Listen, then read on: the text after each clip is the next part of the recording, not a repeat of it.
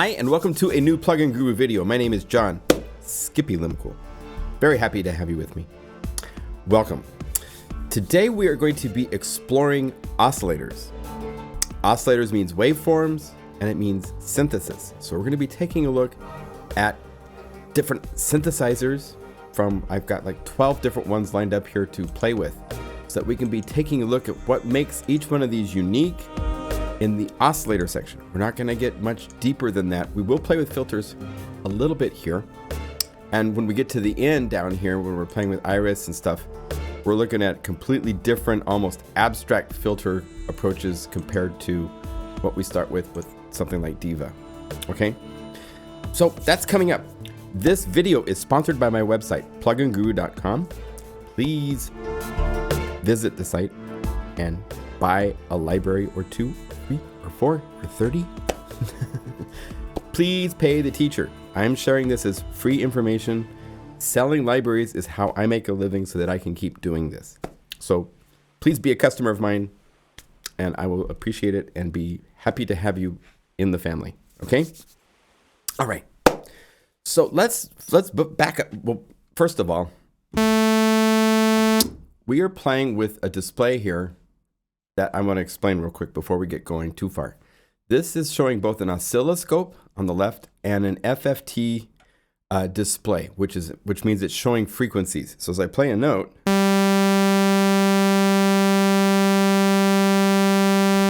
I can freeze it. Oh, it wasn't frozen very well.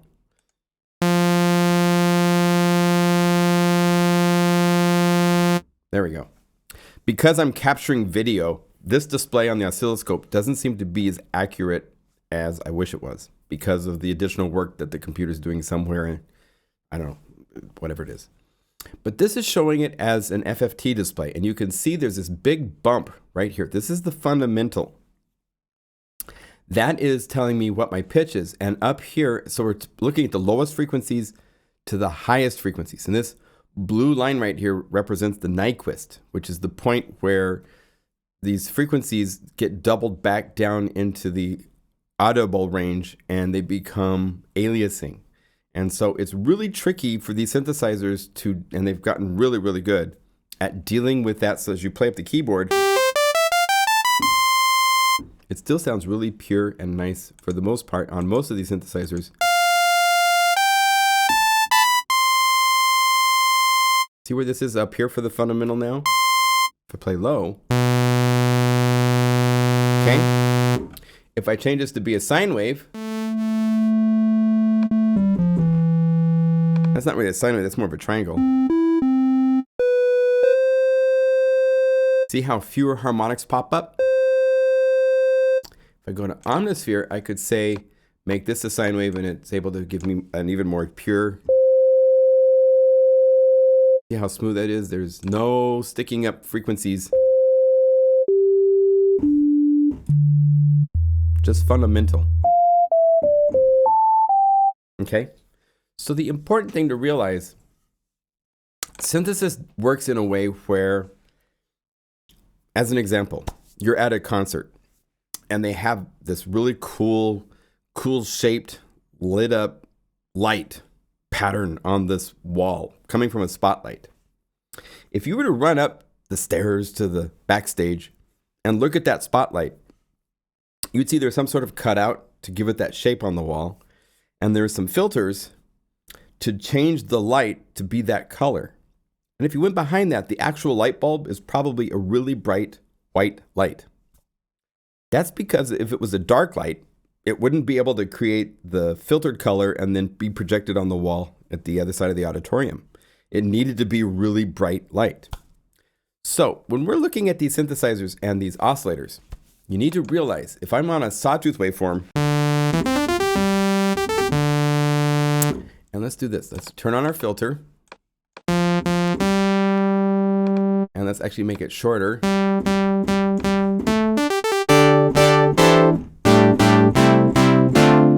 So it's doing this nice clampy thing, right?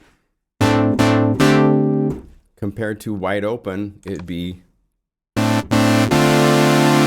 okay? If I took this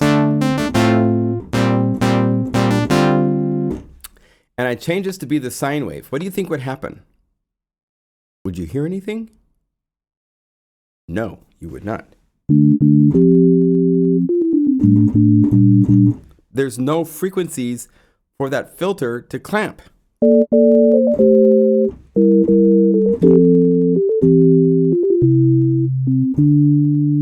You hear a little amplitude change, right? And if I was to make this lower like this, at some point it would go below the fundamental and filtering, so you do hear a change. But if I change this to a square or the sawtooth,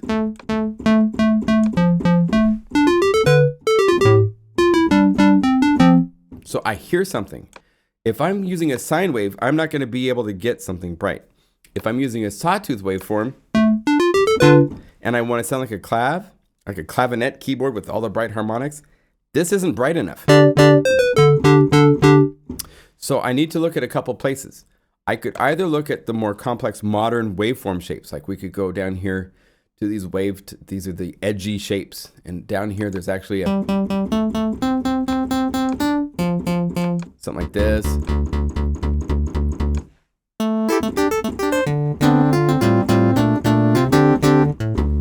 That's a little bit more right.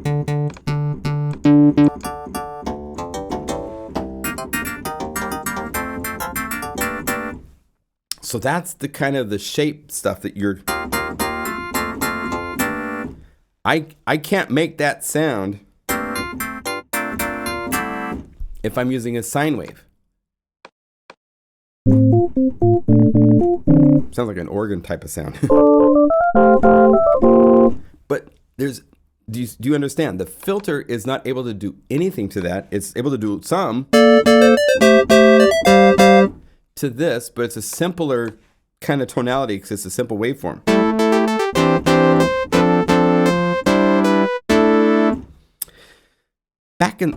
Let's go back in time a little bit. 1968, and a very important thing happened. Before that, there were modular synthesizers, and the people that were using them were making experimental avant-garde kind of blippy bloppy music, right? An album came out in 1968 that changed everything, truly changed everything. It was a massive event. 2 years later, it was still in the top of the classical charts in Billboard magazine. It earned and won 3 Grammys, including Classical Album of the Year in 1970. And that was this. Switched on Bach.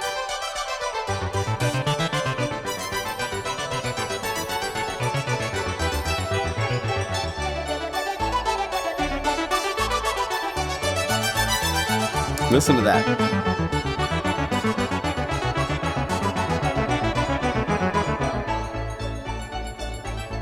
Just amazing. If you go to soundcloud.com, you can find Switched on Bach and listen to it. You cannot buy it as a digital download. I was looking on Amazon. It's available as a record for $25. On iTunes, it's not available. So I don't feel bad playing a little bit of that to share with you. This album changed everything for all of us. Instead of being weird blippy stuff, classical music with synthesizers creating semi-electronic, but they kind of sound like the real instruments, right? Changed everything. Amazing, amazing, amazing. In 1970, the same year that record was winning the Grammy Awards, Bob Moog released the Mini Moog. And that was the most perfect timing you could ask for a synthesizer that had these basic waveform shapes. Have you ever thought why there's basically a sawtooth, the square, the triangle, noise? Those are the basic shapes, the building blocks for most of these synthesizers until we get to the newer synthesizers with wavetables and complex harmonics. Why are they there? Why didn't they tweak the settings to make them into other more complex sounds and so forth? Because, in my opinion, those are the fundamental waveforms used to create most acoustic instruments. If you were to take a Moog oscillator setup and you were to be with a sawtooth, Let's get here. Bring down the filter. Bring up the envelope.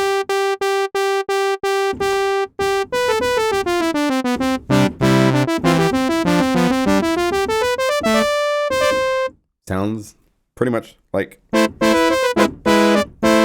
trumpets. If you were to go down here to the triangle, let's add some noise.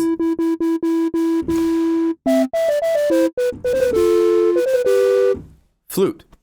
If we were to go over here to the square wave,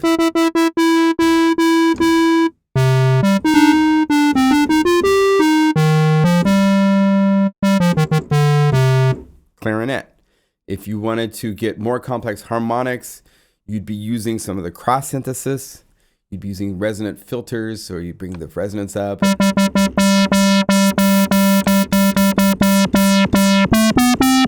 Find other ways to create the interesting frequencies you hear.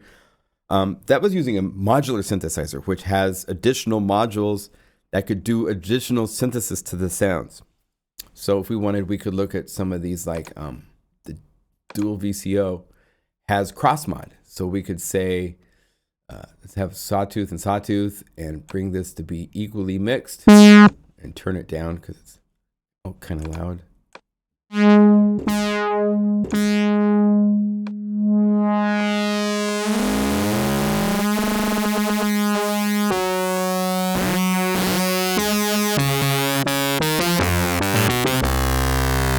And then filter that.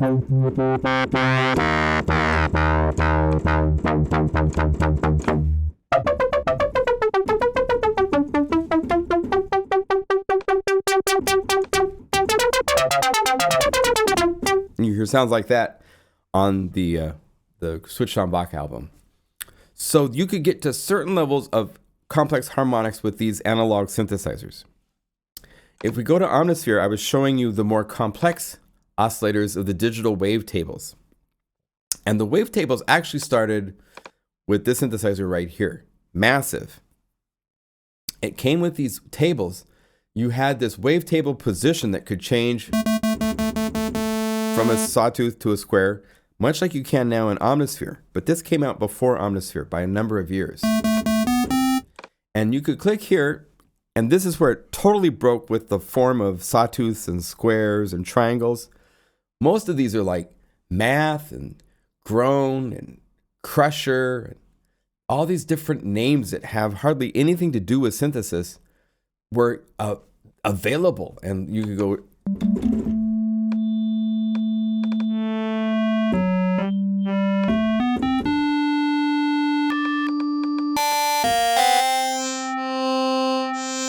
All these crazy harmonics. And then it had this cool ability with the spectrum that could go into the different additional side cross frequency synthesis.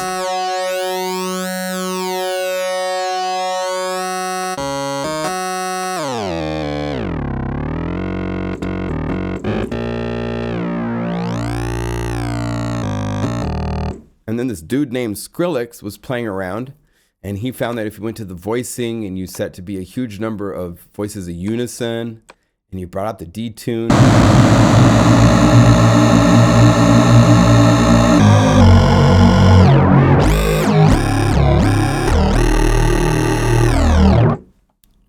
all these new frequencies came out that were like, oh my God.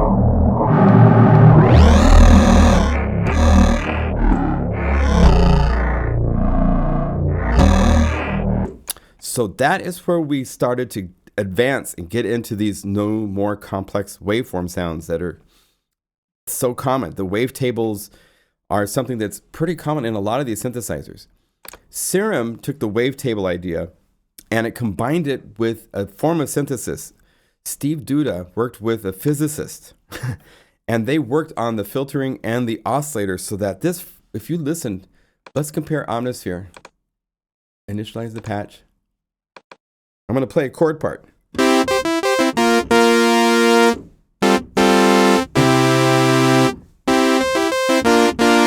Let's play that with Serum.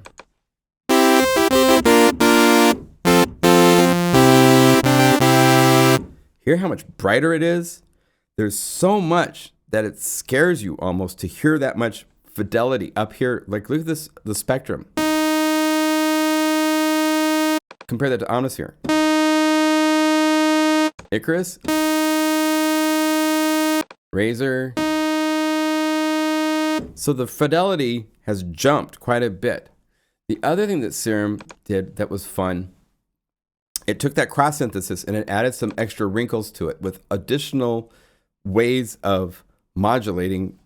That these are other forms that we'll be using inside of modular synthesizers and stuff. It's not altogether new, but to have it so that you could turn on oscillator B and turn down the volume so you don't even hear it. You just go over here to the level and turn it down. But we would go over here and say, get FM modulation, FM synthesis from oscillator B.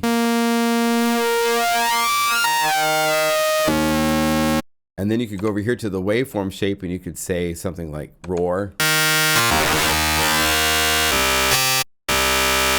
And now you're getting to like insane fidelity frequency wise.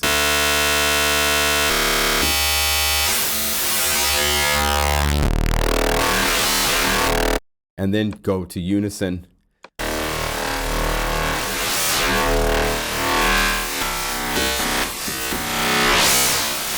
And the frequencies are just insane. So Serum brought some new wrinkles into the whole mix because you could now have really incredible bright clarity, really cool synthesis options to play with. Unlike Massive, where you were set with this table, these are the tables that you could play with, and that was it. With Serum, you've got an editing mode, so you can just hit the little pencil, and you can go in, you could make your own synthesis, you could format different filters and different math equations to create the actual waveform shape that you see. You could step through it, and you could actually see it in 3D if you wanted to. Right? So you can make your own wavetables. So there are a whole lot of possibilities opened up inside of Serum. So this is, I love Serum. Serum is, there's nothing else like it. So similar to Serum, FM8, we got to give some props to FM8. FM synthesis is a unique form of synthesis unto itself because unlike all these other instrument synthesis that we're working with, the subtractive based, where that spotlight has to be really bright, and then you put things in front of it. FM8 and FM synthesis kind of works in the opposite direction. In other words, it's using simple building blocks like this sine wave. If I combine another sine wave and I feed into, I'm going to feed from E into F. And just by doing this and bringing this up, listen to the sound change. And then let's have D go into E, which is then going into F. And all of a sudden, it just gets really complex.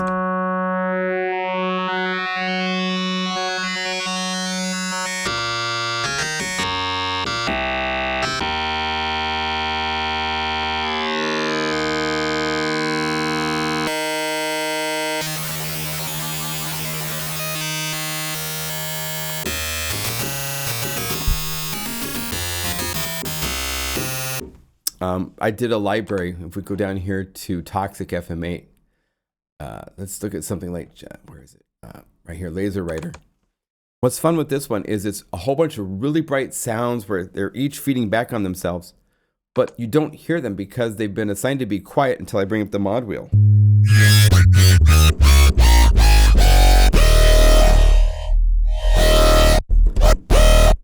So there's that. There's even stuff like Rampage.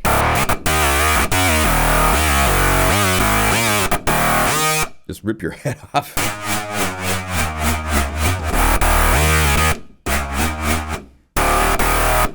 So we got to give props to FM8 because this form of synthesis is really fun and different. You can get into some different frequency content.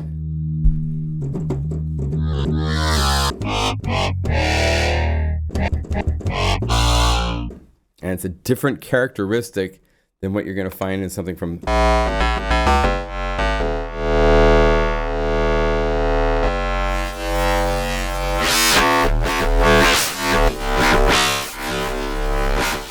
I mean, this is just wicked what it can do. Icarus brings some new things to the mix. you have 3 oscillators. You've got the standard waveforms. You can go through the wavetable shape, right? But there's also over here even more synth modes. Granular, vocoder, spirit, analog, aliasing, so.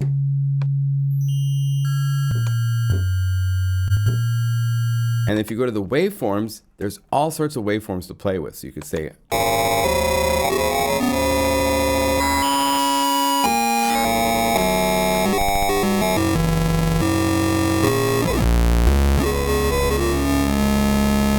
crazy.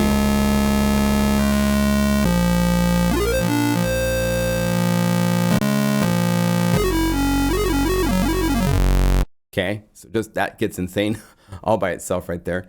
The other thing that it can do is it can do all sorts of, there's on the filter, you can actually set it up, if you see over here, to be physical modeling of instruments.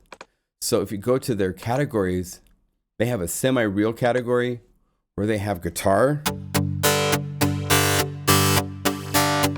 They have things like, they have other didgeridoo.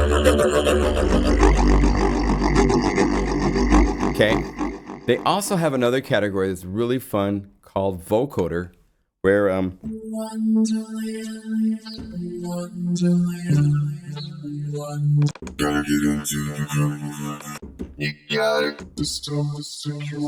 what's fun with this, I can play an octave lower, and it's in tempo, and it's tuned.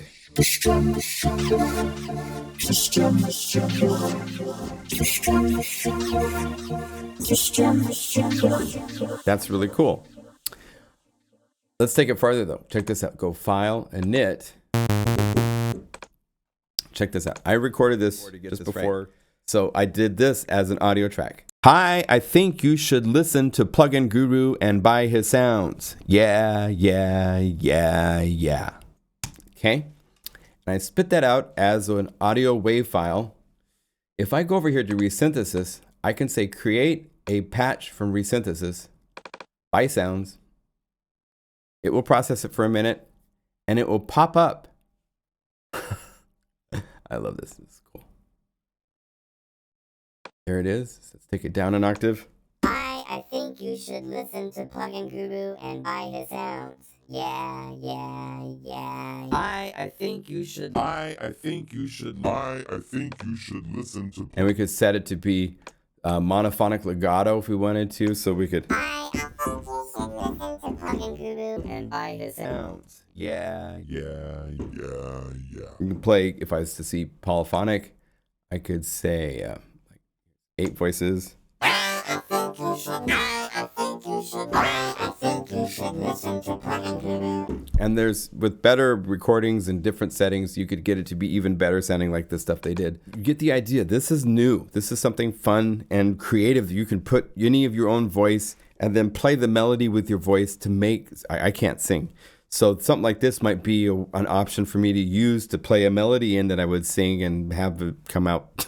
you can talk and it will automatically tune it and map it across the keyboard. So I think you should listen to Plugin Guru. So if you haven't played with Icarus, go download the demo and play with it some. It's really fun. Right. Now we're going to start looking at some other forms of synthesis besides the wavetable, subtractive, or FM. This is where we get into the additive/partial synthesis. This is where the audio spectrum is chopped up into a whole bunch of different little tiny frequency pieces that are able to be controlled independently to create some different things. Razor is one that is, it's a reactor ensemble. So you have to own reactor and then you have to buy Razor for this to work. And it can do the standard sawtooth.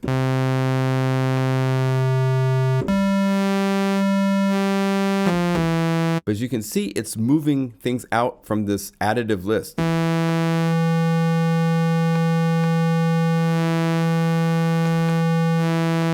That's how it's creating these sounds. It's called Razor because it's controlling with like the edge of a razor blade the frequencies. If we set this to something like, let's just say primes. Now let's take a look at this.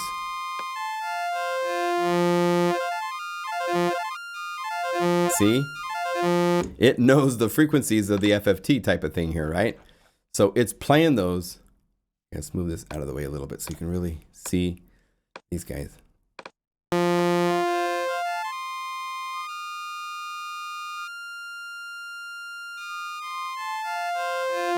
Right? Isn't that cool? So having that kind of control in the sound allows you to make some really, this is from my Evil Razor patch library that I did for this.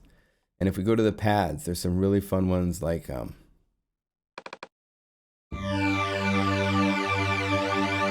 all that motion?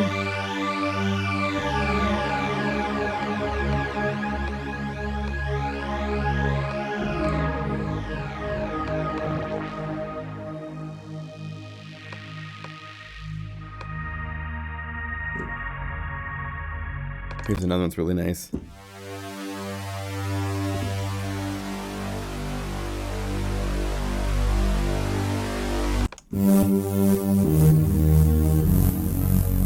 Or holodeck is really cool.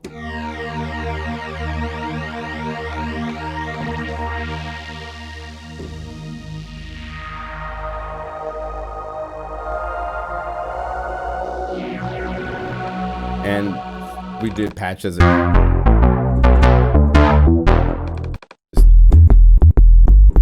Crazy, crazy.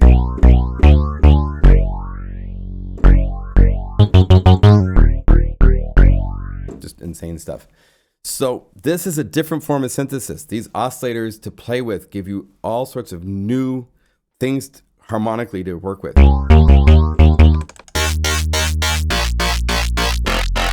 Different types of wobbles.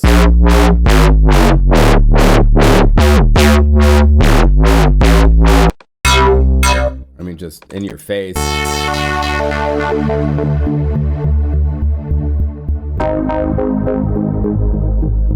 Love Razor. Just crazy, crazy, crazy. Loom is relatively new. I don't understand a lot of this, but I wanted to show it to you because it can do some really interesting things. It's taken, and I'm going to actually just go straight to the pads.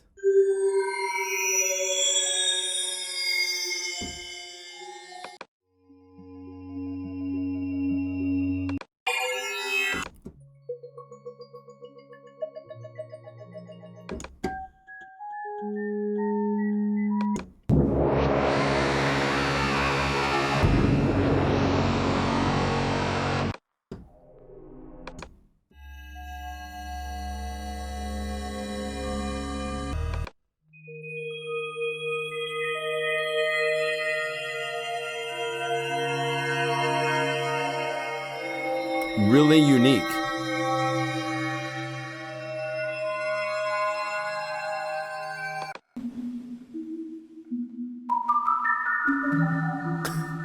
So for those of you that think you just need 2 cents, you don't know what you're talking about. Very unique. Rich and really cool harmonics, motion, stuff you haven't heard before. So Loom, it's basically you've got all these blocks, and each one of these can be one of all sorts of different sorts of synthesis modules. And by putting them into different orders, you'll create different types of synthesis. So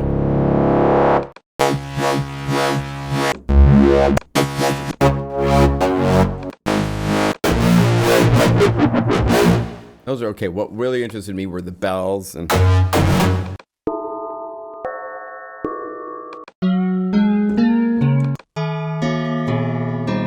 really interesting. The pads, the moving stuff, all these moving pads.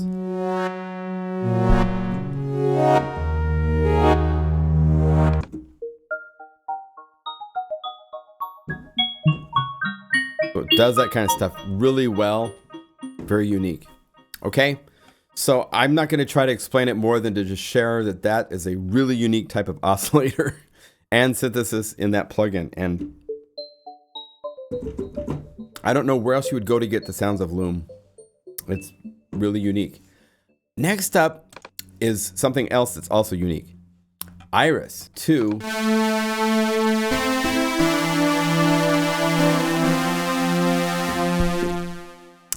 main synthesis idea inside of Iris came from the RX noise reduction.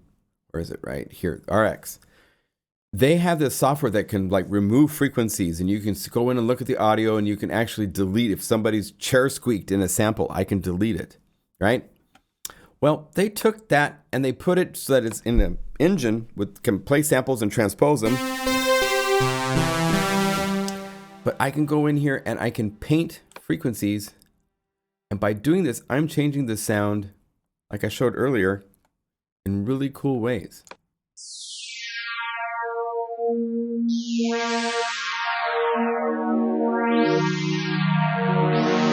And there's all sorts of ways to use it. You can paint that way.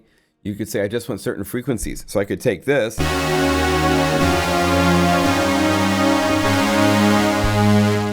And let's have it so just get some frequencies here, here, here, and there. So there's 4 places.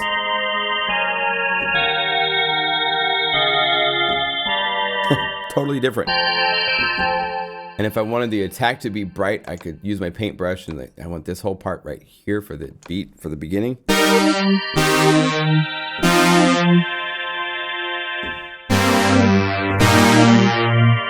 Right? And this is one of 4 different sounds. So it goes on and on and on with what you can do. Very exciting, very different on an oscillator basis. What you can do with this, you can't do this with anything else. It's crazy, okay? And from here we go to the final stage, which is physical modeling. And I've been involved with Korg's wave drum, with some of the physical model, the guitar things that we've done for the Oasis and the Kronos 2. I'm going to show you in software what we have in plugins and so forth. Logic Pro actually comes with a pretty amazing one.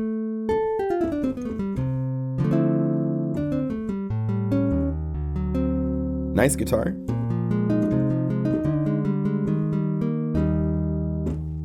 I can go over here to the material, because basically physical modeling means you've modeled up the characteristics and different elements. You've got this striking, this is the basic model over here. Where's the microphone?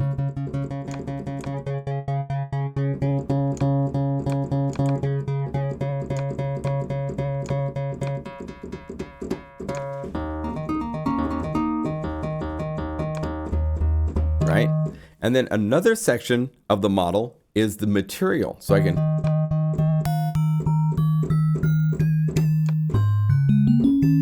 make more metallic or wood.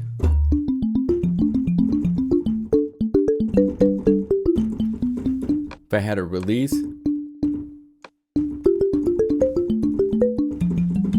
kind of marimba-esque, woody, nylon. If I wanted, instead of a pluck, I could say I want a bow.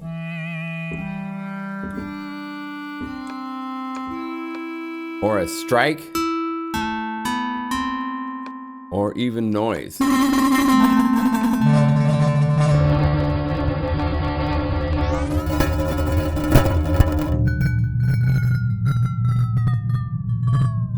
So you can go all sorts of places with physical models that are absolutely impossible with any other form of synthesis. There's much more to structure, but we're just going to leave it at that for now. Okay. If we went back to the guitar, go like this and this, and this is basically modeling one string. The ingenious people in France at Applied Acoustic Systems has modeled up not 1, but 6 strings of a guitar. So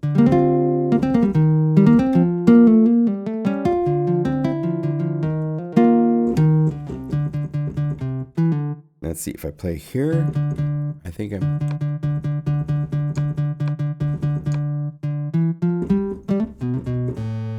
There it is right here. So I could whack this out. I was having it decay out for a long time. And then I could go up here and say, now take that and copy that to all 6 strings. And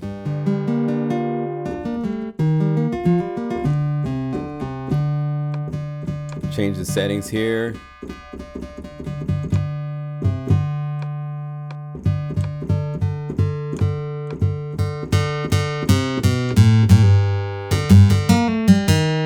And they've modeled all sorts of acoustic. We could say, no, we want to look at the electric clean or dirty. They even have looping, so you can play a note and then they have all sorts of different patterns.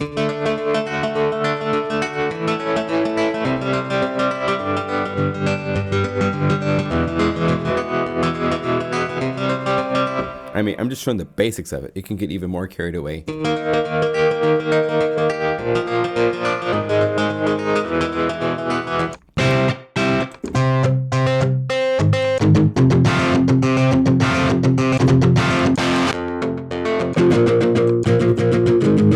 So that's complex with the physical modeling characteristics. They make another, like in structure you had both the pluck as well as the pick, as long as the blow and all the kind of the impulse and strike.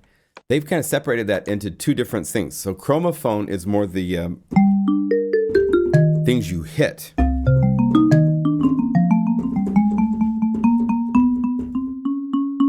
And you could go into the engine and again change all sorts of parameters for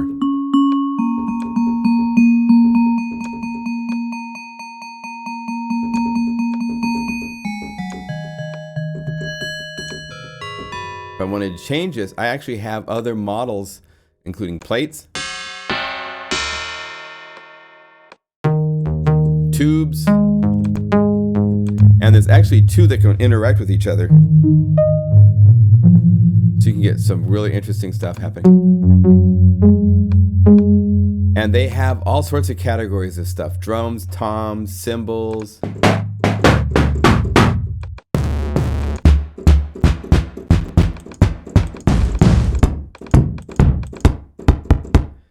Richard Devine and some other people have made some really cool libraries that they sell. If you go to like the soundscapes, it's crazy out there. So it's not just physical models of acoustic things. You can get into some really cool